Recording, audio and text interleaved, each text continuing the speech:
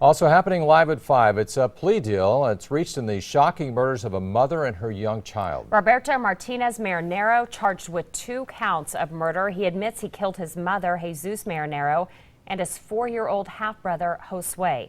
Josue was thrown from a bridge into the Elkhorn River. His 11-month-old brother, remember, he was found safe inside a La Vista dumpster. Lena Tillett was in court for today's proceedings and has the story.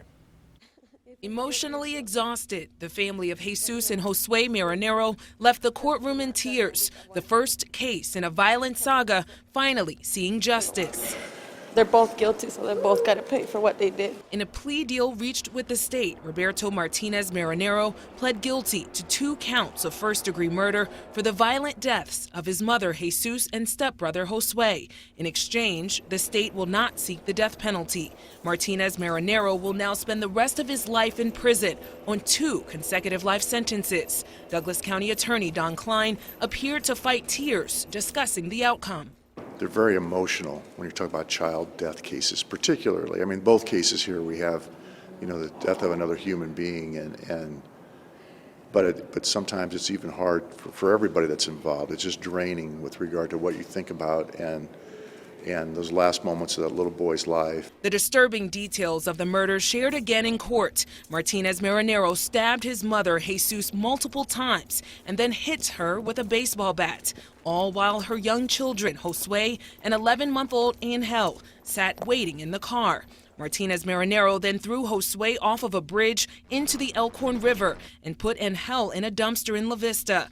Finally, prosecutors say he and his girlfriend, Gabriela Guevara, dumped Jesus' body near 4th and Cedar. Guevara is charged as an accessory. Klein says the motives, aside from a disagreement with his mother, are still unclear. The thought process with regard to Josue was that he had seen what had taken place and he wanted to ensure that the witness wasn't available. Public Defender Tom Riley said Martinez-Marinero always took responsibility for the crimes and that, quote, asked if anyone egged him on, his response was that this is all his fault. Through tears, Jesus' sister, Reina Rosa, spoke directly to her nephew, saying, quote, first, I want to know, Roberto, why did you do this? This pain will last for the rest of my life, and the punishment that you have given him, he deserves it.